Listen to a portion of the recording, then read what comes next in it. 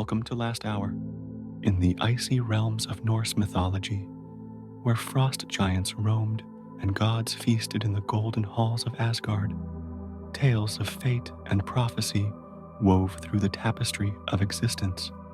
Among these tales is the chilling story of Fenrir, the monstrous wolf, born of Loki's cunning, and destined to bring ruin to the gods. Tonight, as you drift into the quiet of the night, let us unravel the story of Fenrir's chaining and the ominous path to Ragnarok, the end of all things. If you're enjoying these bedtime stories, consider subscribing. It's free, and it helps us create more tales to help you sleep peacefully. Close your eyes and imagine the snow-laden peaks of Asgard, the flicker of firelight in Odin's great hall, and the hushed whispers of gods plotting their course. This tale is one of prophecy, betrayal, and the fragile balance between control and chaos. The birth of a monster. Fenrir was no ordinary wolf. He was the offspring of Loki, the trickster god, and Angerboda, a giantess whose very presence carried foreboding. From their union came 3 children: Jormungandr, the world serpent, Hel, the ruler of the underworld, and Fenrir, the great wolf. Each child bore a dark destiny, one that Odin, the All-Father, foresaw through his endless quest for knowledge. When Odin learned of their fates, he acted swiftly. Jormungandr was cast into the sea, where he grew so vast that he encircled the world. Hel was banished to the underworld, ruling over the dead. But Fenrir remained in Asgard, for the gods believed they could contain him.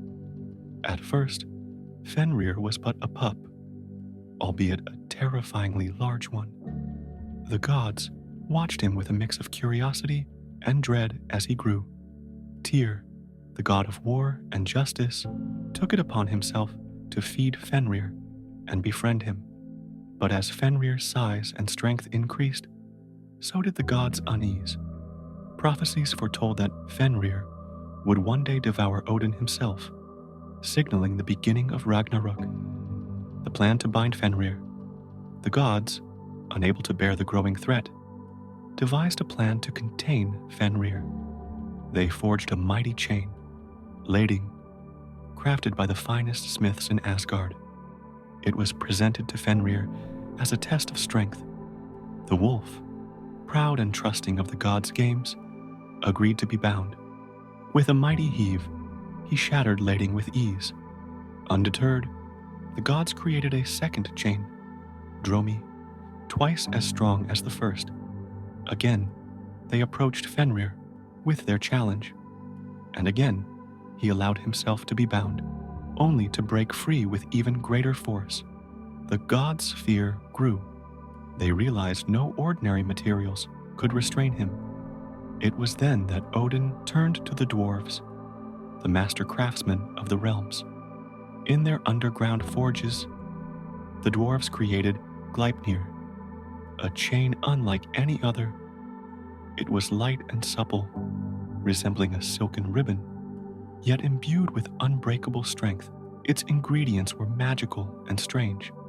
The sound of a cat's footsteps, the beard of a woman, the roots of a mountain, the breath of a fish, and the spittle of a bird. Things that did not exist in the mortal world. When Gleipnir was completed, the gods marveled at its craftsmanship, but they knew Fenrir would not agree to be bound without suspicion. The binding of Fenrir.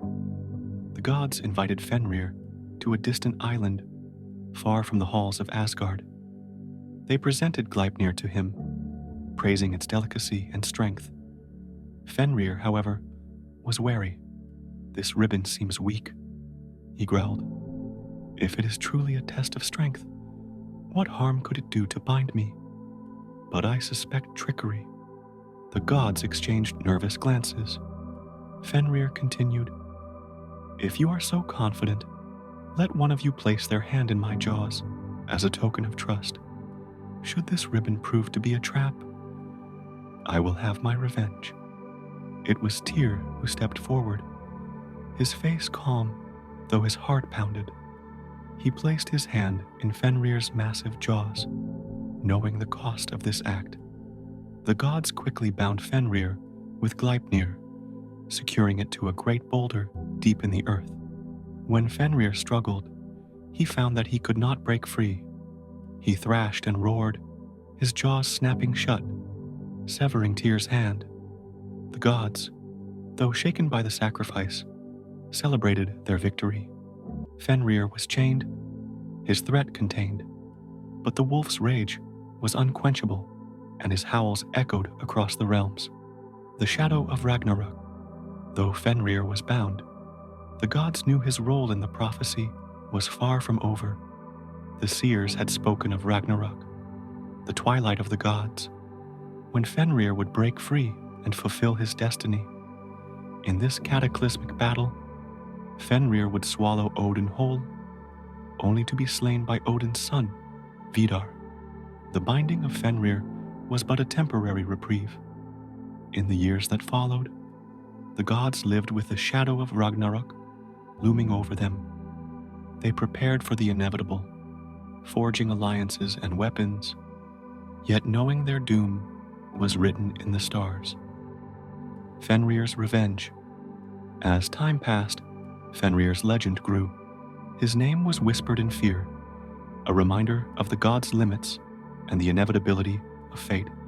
Bound to his rocky prison, Fenrir waited, his hatred for the gods festering like an open wound.